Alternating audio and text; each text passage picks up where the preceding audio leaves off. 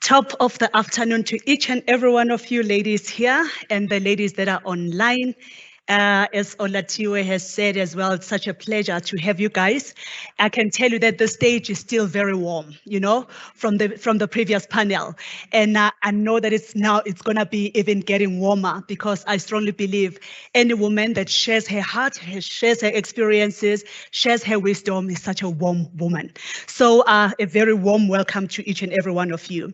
So following this brilliant session, the panel that you've just had now, the approach for this panel is to look more inside. Carl Jung said, those that look outside dream, but those that look inside, they get awakened. So then the biggest question is that then how then do we build a pool of women that are awakened? Are we really the victims or the perpetrators of some of the things that we're actually talking about? How do we build women that are able to grab those opportunities to strive and fight for those equality and equity? So joined in here, I've got another beautiful, beautiful panel. I will start on my left here. I've got Dinewa Molefe, who is the MTN CFO South Africa. Can you clap hands for her? That's right. And then there's Professor Anisha Peters. I think she is joining us online. Yes, she is joining us online. Let's clap for her as well. She's the National Commissioner of Research, Science and Technology in Namibia. That's why Namibia is buzzing. He's a Namibian CEO. And then we've got Mati Modise, who's the chairperson at Technology Innovation Agency. A warm round of applause for Mati as well. And then I've got Dr. Sonia Killik, metaphysical psychologist, empowerment and coach. Yo, big words, guys. I'm so glad. Where is Ole? Zulu on my stoop allowed me to say these words. I was able to utter them. And then last but not least, we've got Sonqoba Vuba. Yes, one Zulu. Who's our next 176 business developer. Welcome. All right. So then, ladies, let's get on to it already. Maybe let me start with you, Dr. Sonia. As she said, I must call her Sonia. All right, so Sonia. So what does equity and equality look like to you? You can even talk about the difference, but also what exactly does it look like? This thing that we're talking about, what is it? So I would like to kind of bring together that everybody from the last panelist spoke about: value, community, courage, vulnerability, value, and then of course access to and meeting the individual's need. So I also thought long and hard about what that means and how we cannot give a blanket solution to our societal, cultural, and individual needs. And I thought very hard about what is the difference as we speak about gender pay gap, we speak about the different pressures on a woman versus a man.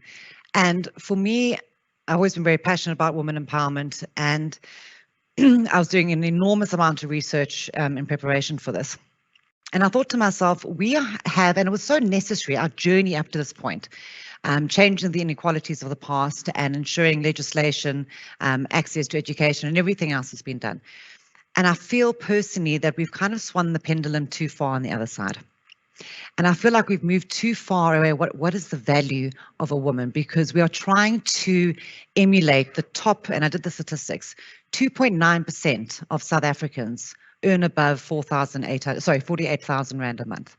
75% earn 6,000 Rand and below. So we are trying to put this pressure and this ideology on women to meet the top 2.9%. Now, is that realistic? Personally, I think no. Do some women want to reach that? Absolutely. But what is the difference for women, and what is the value need that is different for women? And for me, when I say we've perhaps gone too far on that pendulum, is I feel like as a society and as a culture and as individuals, we've lost that beautiful value of what a woman is. And I feel that that motherhood and that contribution and necessity to society has kind of almost been overshadowed. And certainly this was brought up in the last discussion as well. You know, our maternity, how do you retain talent? How do you retain women in a business? You know, our country's laws is 3 months maternity. I mean, it's just not possible to juggle both successfully. And so I feel as a society and as women as a whole, our two big choices is kind of stay at home and raise children, or do corporate, or do a career. Now, the amount of women who can afford the kind of daycare and the childcare that is necessary if they're in that position is very, very small. And so if we speak about equality and equity and the needs of a woman, I do think we have to look broader. I think we have to look at the whole holistic system. And very briefly, I was doing research into other countries. And for example, we were talking about how women are hungry, and that sparked it for me because in Hungary, the country, they have 3 years maternity leave with a guaranteed, with a guaranteed return to your job. So your job is secured. Now, for me, those are long-term solutions that really are underpinning the unique needs of a woman's life. And from there, of course, we have the individual needs in terms of access to transport, to education, and all of those bits that form into it. But I think as businesses and certainly as a nation, we have to now reclaim that beautiful essence of what a woman is, and it cannot just be one or the other. And I think we have to value what a woman brings to the table over and above just, and certainly we fought for it and certainly we want it, but we are sacrificing so much in order to have it. So I would like to see, I don't know how it's possible yet, but I would like to see our culture and our society and the overall viewpoint change of the demands on a woman so that she can fulfill not only her individual dreams, but contribute to society, that it's not only in a career, and that we can recognize all of the value. Yeah. Beautiful. Thank you so much. Maybe let lead directly to you, Sonqoba, if you have anything else to add on what Sonia has just said. In your view, what do you see this equity and equality to be? Yeah, it's actually great that I'm following Dr. Sonia, because, I mean, if I reflect personally, I'm a new mom. And kind of, yeah, congratulations, but on my toes, yeah. And I read a lot about, I am in that kind of weird cross of wanting to be an incredibly present mom to my 1-year-old son, while wanting to be a super ambitious career woman and hit that kind of top 2 to 3%. And I don't think that there is a template for it, right? And when we talk about kind of equity, and I think even the fact that we're talking about equity instead of equality is just kind of progress in the conversation and what it is that we're actually aspiring to. And I think as it gets clearer to us as women, it gets clearer to society too. And one of the things that I've been reflecting a lot on is how to do both, because and it's not just these are the two that I've chosen over above everything else that exists. You know, there's many like challenges that women decide to opt in for, and they decide that this is the life that they want to live. And at some point it feels really difficult.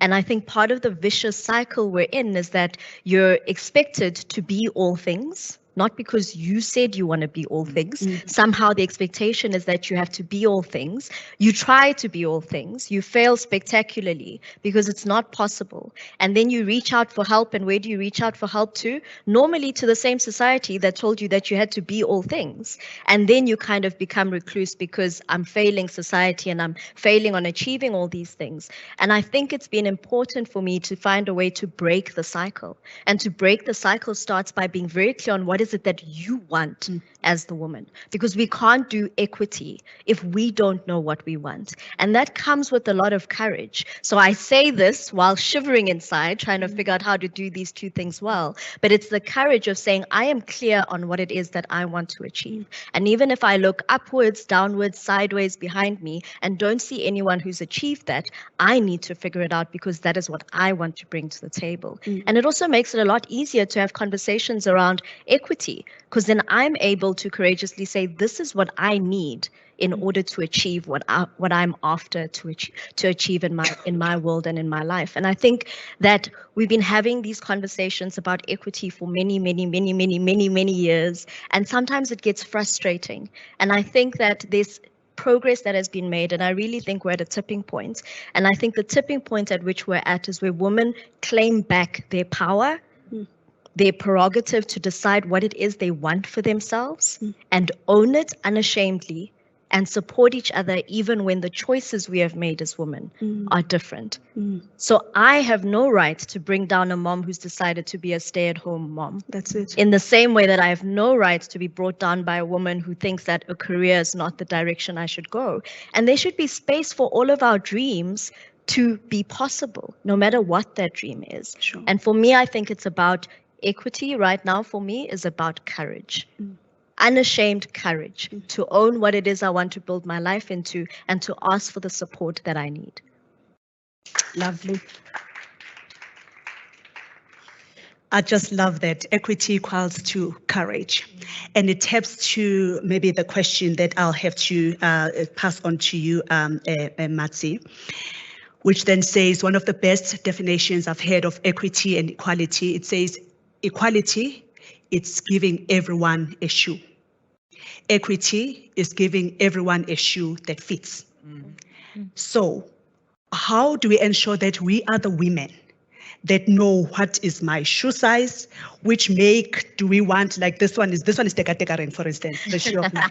I'm so used to my sneakers, yeah, but I had to pull it off for today. But how do we ensure that we are then, raising that pool and the generation of women who know what they want, as Songoba has said, who can fight for what they want, well, not physically fighting, but who are able to say, but this shoe, thanks, but this is not the shoe that I want. This is not the make that I want. This size, I don't want to do it anymore. How do we do that?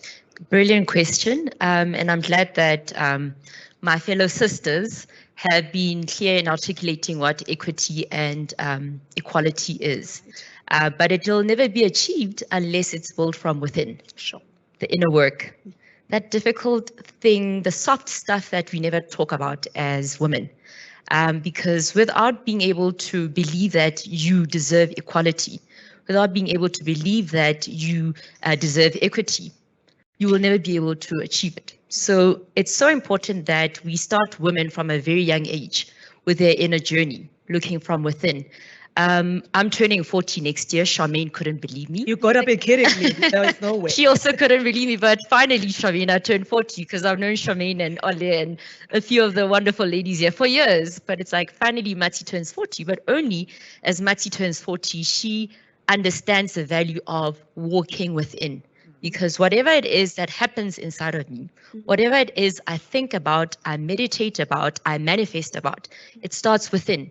So for me to be able to, I might have the credentials, I might have the experience, but if I'm not vibrating at a high vibration where I attract the things that I want, not chase the things that I want, I'll never get it right. And I'll never get it to a point where this is where I am. I'm very comfortable in these shoes.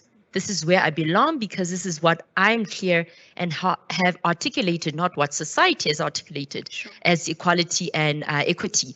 So I'm turning 40. I'm not married. I do not have a single child, somebody that calls me a mom, but I'm very comfortable with that. And I think we also have to, when we're thinking about equality, is those women that are like me, turning 40, never been married, don't have any children.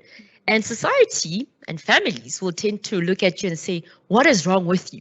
There's nothing wrong with me. Absolutely. I am that rich auntie that's always on an aeroplane every other month, shopping in Paris every year. And I own it. I don't feel inadequate in any way or form. And I also equally believe that if God wants me to have children, I will have children. So the whole dynamic of freezing my eggs, it's like God, if God wants me to procreate, he will give me a child. Whether it's now, whether it's before I'm 40 or when I'm 45 or even 50. Look at Janet Jackson, right? So I think all of this manifestation and this empowering myself, believing in myself, believing that this is what equity means for me, it had to start within. Sure. I'm a very happy, vibrant person, but there was a point in time where I'm like, you're actually dying slowly inside. As much as you wake up and you smile, you're optimistic, you have the basics of, being a woman that actually survives every day or thrives every day. But once I discovered that there's also another world inside, that if I really want to live my best life, I really have to understand what's happening there. So I do yoga, something that I started. I do meditation, something that, I think it's wishy-washy, going to therapy. I thought it's like, all that soft stuff that everybody does. But until I realized that I'm actually getting to a point where I'm breaking apart inside, I couldn't explain it. I had to really just explore what is happening inside of me. And I think we have to allow women to understand that it's such an important journey as you're starting out, because the career will always be there, but you also need to exist. You have to be present. You have to understand what it is that you want, but from inside, not what society is prescribing. Beautiful. Yeah. Lovely. Thank you so much, Matsi. Dineo, let's get your insight on that. How do we do it? Yeah, thank you so much. I really love what you said. Can resonate with it very much. For me, it became quite real when I was working with young people as when I was with T Systems. So we had a ICT academy, and we would get young people from rural areas to join the academy. And what you see is that everyone has an equal opportunity, but they don't come from the same place. Sure. They don't come from the same household. You have some young women who are coming from households where their mothers are in Johannesburg working. So they are at home. They don't have a support system that tells them, you're wonderful, you're awesome, you can do it, building their confidence. They don't have it. They are figuring life out as they grow up. And so they come to Johannesburg, they meet up with perhaps one of our kids who has that confidence because of the household they come from. They may look the same, but what's happening in the inside is not the because it come from different households. Some children come from households where parents themselves don't have that confidence. So how do you give something that you don't have? And so it became clear to me that I can't expect a young woman from a rural area, I can't say to them, be confident, be assertive, be bold. They can't relate to that. I need to show them what does it look like, and I need to be patient enough to invest in that. If I think about my own childhood, I didn't have confidence. I didn't have anyone that said to me, you're going to do well, you're going to be great. We were in our family those kids that weren't going to make it. Sure. So I didn't have that. So the working, I had to invest in that. So the equity and the equality wasn't going to be there until I had that clarity of this is who I am. I can do it. I'm courageous. I'm bold. And I am capable. Until somebody says to you that you are capable, sometimes it doesn't resonate with you because there are kids who haven't been told that you are capable. You're right. So I think about it as a mother, how do I then create that influence? As a mother of boys, how do I interact with them in a way that says, you know what, there's nothing wrong with a woman who's successful, who has a career and a child. And there's nothing wrong with a woman who's decided, I just want to raise kids. I'm not interested in a career. And so as you, as my son, how do I influence you in a way that when you think about how to choose a life partner, you're not judging. Yes. And saying, I want this template, I don't want that template. You're looking at the woman for who they are, for who God made them, and how they create and add value to your life.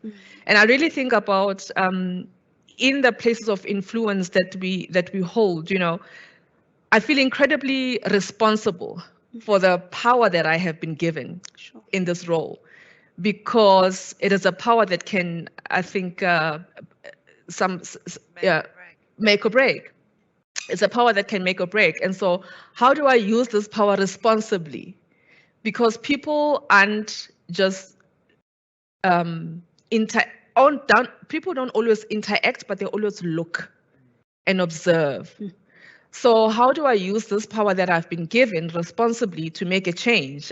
Do I look at the policies? Do I care about what the policies are in the company as it relates to maternity? Sometimes policies say to us that if you're on maternity leave, there's different ways of bonuses being looked at when you come back. So these are things that we you need to care about if you're in a position of power as a woman, and care about who else is coming behind you.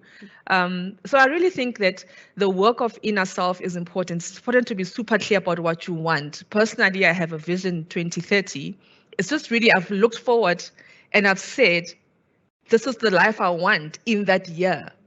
And therefore, I'm working towards that. I want to be able to look back and say, yes, that's what I want. And so even in choices as young women, even in choices about who to marry, what relationships to be in, right, male or female, it's important that these relationships are a part of your vision, so that nobody else is charting a vision for you. Oh, thank you so much, Dineo. I think one thing profound that you've said is around the boy child as well, because the question has been, we're grooming these very powerful young women, but who are we grooming them for? Let's change gears a little bit. I'm diving to a Prof. Anisha. I hope she is online. With the focus of this year being the digital transformation or digital inequity or inequality. We know that we've just tapped into a transformed and accelerated the digital world as well. And like any transformation and change, it's very difficult. Change is very difficult in the beginning, messy in the middle, but superliciously fantabulous at the end. So how do we ensure that we don't watch this gap getting bigger and bigger, the one of the digital inequality? What is it that we need to do to try and narrow the gap and make sure that everybody is actually included in this digital space? Thank you so much, and thank you for having me.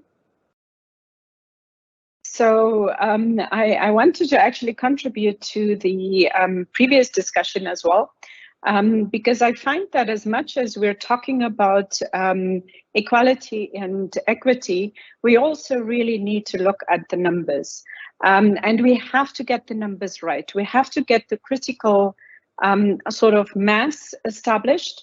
And then once we get the numbers in, then we also need to do then the specific support, give specific tools, the mentorship, the sponsorship, etc., to women to thrive, and then are able to also compete equally, and therefore bring more in.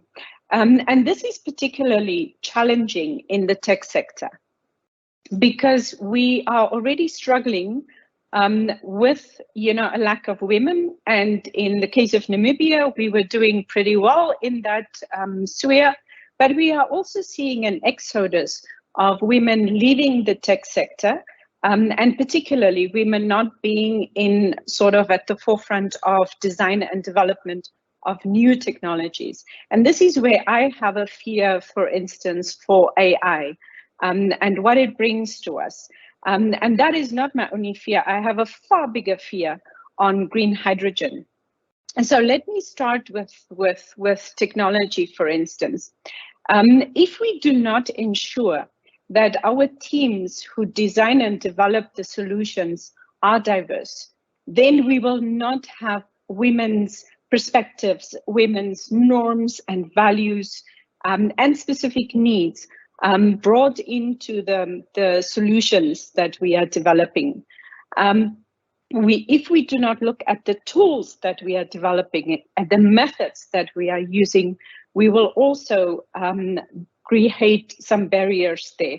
I've been, for instance, part of the team who invented the gender mag method that is taught around the world, but in particular also with high-tech companies that they're using it, that particularly looks at how do we develop and design solutions, and how can we bring, for instance, the gender perspective in? What are we overlooking? Which communities are we excluding in the design of our tools? But that obviously also means that we need to look at who the audience is and how the audiences are differentially affected. So this means then it's teammates, it's your tools, it's your methods, and how do you get the teams right? It's, for instance, that you need to look at your recruitment practices. You need to look at, for instance, what is it that prohibits women from particularly joining or wanting to even enter that sphere. You also need to ensure balanced teams on selection panels, tasks, those who travel, etc. And then, of course, create also safe learning spaces for women where they can, for instance, fail. Now, I've seen many times in the past where we had young women in tech entering the sphere for the first time, or they've been there, but they were not really confident enough to sort of take up positions as developers because they had imposter syndrome, which is sometimes quite common amongst tech workers. But then once you give them that opportunity, you know, and give them opportunity, for instance, to go to hackathons, to participate. Sometimes I told them, well, go in as a tutor or as an assistant. If you feel silly about, you know, going and sitting down with a few youngsters and training from anew, or then do some online training for yourself, etc. And sometimes they would insist that I put them on, you know, on bigger projects, or I put them, you know, on television, etc. And yes, they do make mistakes, but my motto is always that you will never be successful unless you try, unless you fail, unless you get up and retry.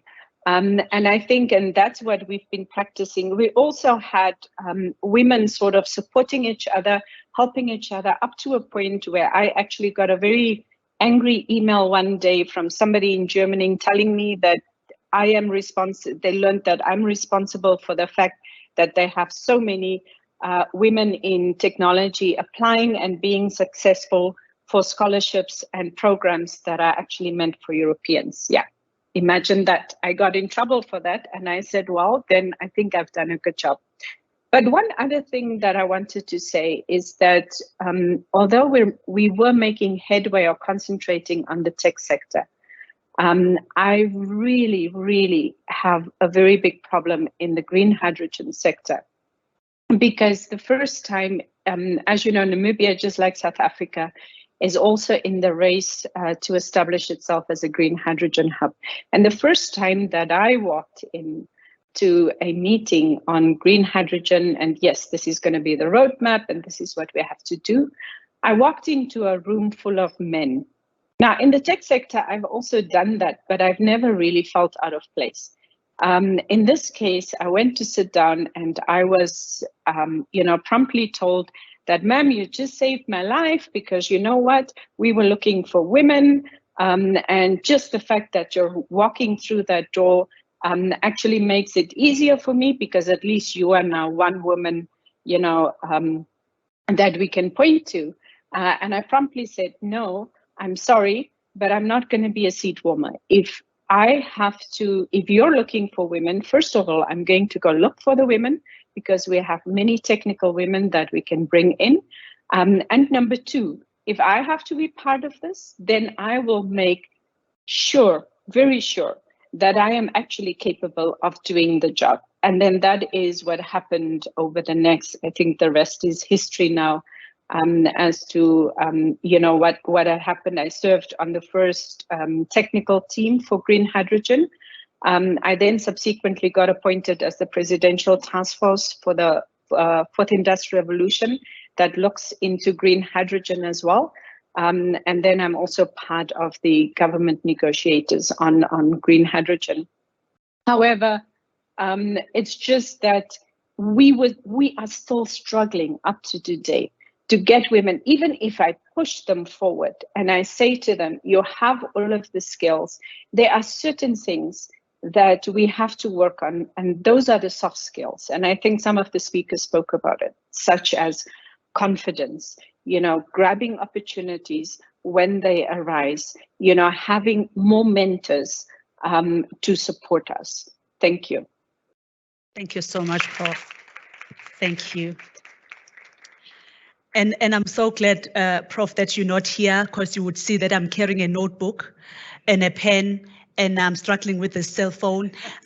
Some call me BBT, which is a born before technology, but I will jump into the technological era. Thank you so much. There's a comment that I just want to read, because I think Ole has mentioned there's quite a lot of people on the line. One is saying, you know what, the way I feel empowered today, I swear this event must have come before 2022 performance review and 2023 goal setting discussions. So that is one of the things that are actually being said. Yeah. Not a question, just an observation. The confidence on this panel is next level. Just wow.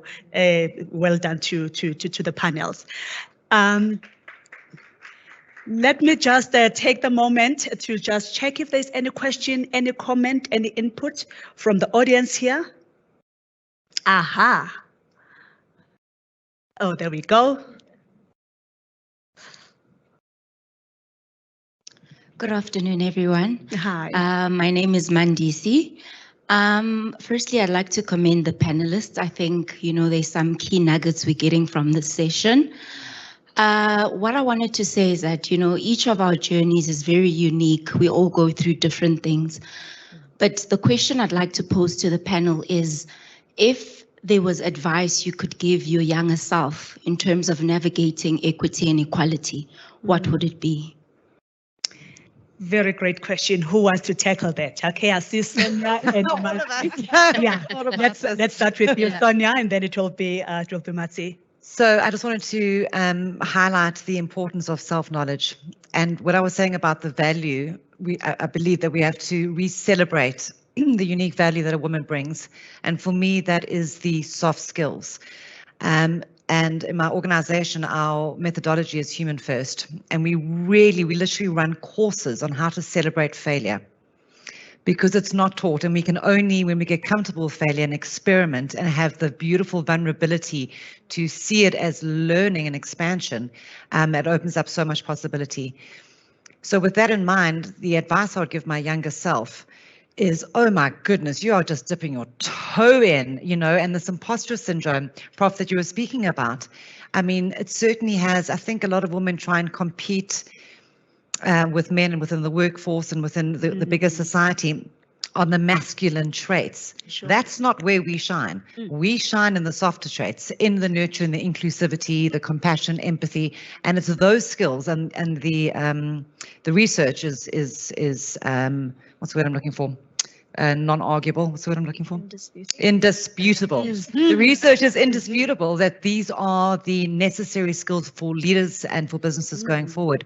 So I believe a lot of girls will have this beautiful dream and they'll try it out and it's unsuccessful, because let's face it, we're going to meet so many no's in our life and we're going to have so many closed doors in our lives. And that is not an indication of value or of choosing the right path. It's just an indication of grow. It's an invitation to grow and to learn more and to keep going, because none of us get there overnight. So that would certainly be, and I wish to God this mentoring and coaching network. I think that is the singularly most powerful thing we can do as a society and as humanity, is to grow that network, because not all of us, in fact, very few of us have the absolute honor of having someone in our corner. It has to come from strangers. It has to come from someone. So if you could be that person for a younger self, and maybe just that one little bit of motivation is necessary for them to take that next step. Yeah. Love it, Sonia. I love what you said as well. Celebrate the value that women bring. That is so profound. Thanks. Matsi, you wanted to? I think Sangoba and then myself. Okay, all right. I'm also, All good. I'll be succinct. Vandisi, I think it's a beautiful question, and I think it's one that we must ask ourselves often. Yeah, almost every week I ask myself, what would I have said to me on Monday based on all I know now? Because I think it's important to do regularly. I think the first thing for me is something that was said to me recently, which is there's enough space in the world for all of my dreams. and for all of your dreams and your dreams and your dreams and your dreams. And it's just to operate, and we said earlier, operate from that abundance mindset rather than limitation. The second for me is when I talk about courage, I'm not talking about courage in the absence of fear. I'm talking about I sit here, I'm shivering, but I say it anyway. And it's a muscle that you exercise, and someone else will be like, oh, you're so courageous. You're like, if only you knew when I was saying that, I was like this inside. So it's exercise the muscle of courage. And then the third for me is just as I chase kind of this equity world, it's to own the fact that men are partners in that journey, right? And in partners in many sense. So first one is be very, very clear on who you marry. If it is your dream to get married, it'll be one of the most impactful decisions you will ever make about where you will end up. And the second is in the circles I work in the work environment, in the teams I'm in, men are partners in getting to gender equity and getting to equity and getting to pay equity, whatever it is, they are partners in what we do. And the last for me is just own my privilege.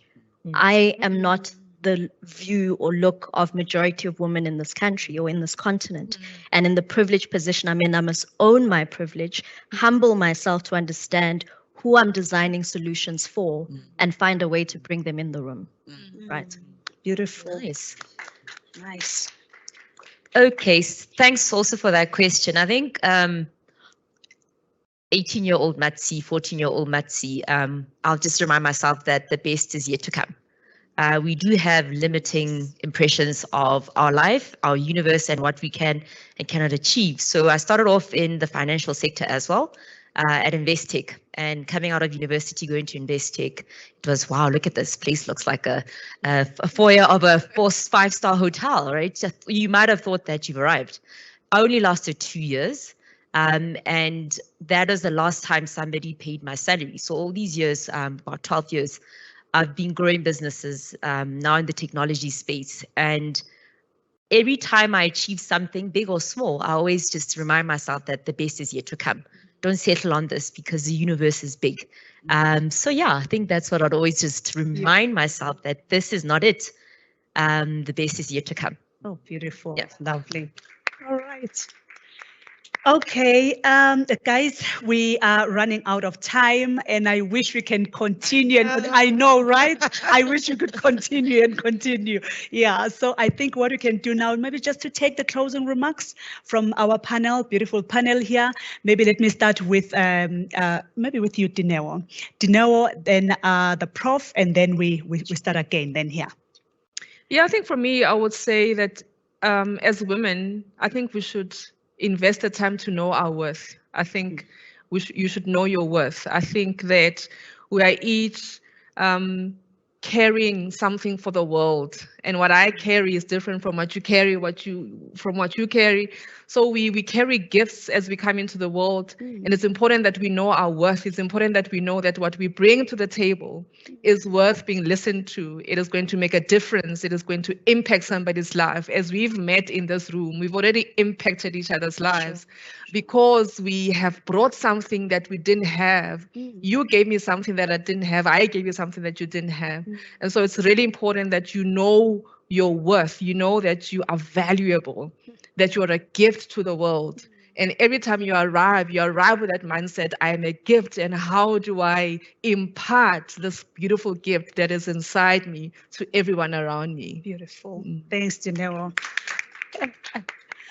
Prof, your 1-minute closing remark. Yeah, so what I want to say also to young women out there is just do it. Whatever you set your mind to it, just do it. Do not fear failure, and fail frequently. As long as you get up and try again, it's the only way to success. Seek out sponsors and mentors, and also be one, so that we get more women into the fold. Be comfortable with being uncomfortable. My daughter, my oldest daughter, recently said that in an interview that her mother never let her choose convenience. And I feel that if you are starting to be too comfortable, you should question yourself, because we should be constantly growing. As far as imposter syndrome is concerned, tell yourself that everybody goes through it. Almost every single woman who has been sitting on these panels probably felt some fear or some nervousness in one way or another. So I find that it is perfectly normal and shouldn't withhold you from anything. Thank you. Thank you so much, Prof. Sonia? I think for me, it's who you were yesterday is not who you are today. And we have the incredible capacity to reinvent ourselves, to grow, and to envision what it is and who it is we want to become. And I think that is a beautiful responsibility that we need to be excited about rather than afraid. And I always say to people, just to scare them mainly, that no one is coming to save you. And you can either see that as terrifying and debilitating, or you can be that as okay, which means I get to be the captain of my ship. And I know that can be daunting. And in that sense, we need a crew. And we reach out and we learn from others and we practice that humanity with each other. And so certainly carrying on in the imposter syndrome, don't be afraid to be human. Exactly. We shine. I think that was said in the last discussion. We shine when we connect in with our humanity and we share that with others. Yeah. Thank you so much, Sonia. Yeah, I think for me, it's kind of linking back to this technology thing, which I think we're at the precipice of an incredible opportunity through technology. And it could be an equalizer if we actively decide to use it and harness it. And I think it is to make sure that we're not sitting on the sidelines of the revolution, but that we're active participants and, dare I say, leaders of that revolution. Because at the end of the day, I think for me, whenever I have the imposter syndrome moments, I love data. And if you look at the data, we are that consumer that is using technology. We are the trendsetters of how that technology is being used. A lot of the startups, even in the world that I'm in and that we build, more than half of the clients are women. From a consuming buying power, from a like the impact that those platforms will have is predominantly being driven by women. We dare not be consumers. We have to be part of shaping what those things look like, and to shape it not just for me, the modern woman in Sandton, but shape it for my mom in the East Rand in Vosloo and the lady in Matsikitsiki. And do you know what I mean? We've got to take ownership of making sure that we use this era of technology as an opportunity and an equalizer. Otherwise, the growing gap will just continue to widen. And it's scary because no one's coming, and it's scary because how are we now the ones responsible for that? I have that on a daily basis, but it is to surround yourself with community that is in exactly the same position and find courage to push through on each day and incrementally, because it's not going to happen overnight. Sure. Lovely. Thank you so much. Matsi? Sure. I think my message is for women that are in corporate, dedicated to growing within corporate, because, everything counts. Not everybody's going to be an entrepreneur. But corporate ladders are a fraction of our imagination, right? They do not exist. Ceilings, and it's probably a very controversial thing to say, but I think this is from somebody who saw that it is an old Jewish boys club at Investec. I need to determine my destiny. I'm going to create my own ladder. But as somebody who works in a corporate, define your own heights, your own victories within wherever you are. And if you feel that you're not growing, create another ladder to climb, because you're constantly climbing ladders. At some point, we reach the top. It's time to start from scratch and go up another as you escalate in life. So let's not be stuck and blocked by words that have been described by society, corporate ladders, corporate ceilings. That stuff is in your head, right? You need to shatter that in your head. And you also need to believe that life is a continuum. As one ladder stops, start another one, whether it's yours or within another environment, like a corporate environment. Lovely. Yeah. Thank you so much. Know Your Worth by Dineo Molefe. Just Do It. Don't be afraid of failure by Prof. Anesha. Don't be afraid of being a human, Sonia. Don't sit on the sideline of the revolution, Sonroba. Define your own heights and your own victories by Matsi. Thank you so much. This is so beautiful. This brings us to an end of the session. I am Tabile Nyaba. I am a mother to my 2 phenomenal children, a wife to my high school sweetheart for 25 years, and I'm a mother and I'm a sister. And the title that I have been given to is the Chief Risk Officer of Old Mutual Insure. Thank you very much, guys. Thank you so much, and well done. Appreciate it. Thank you.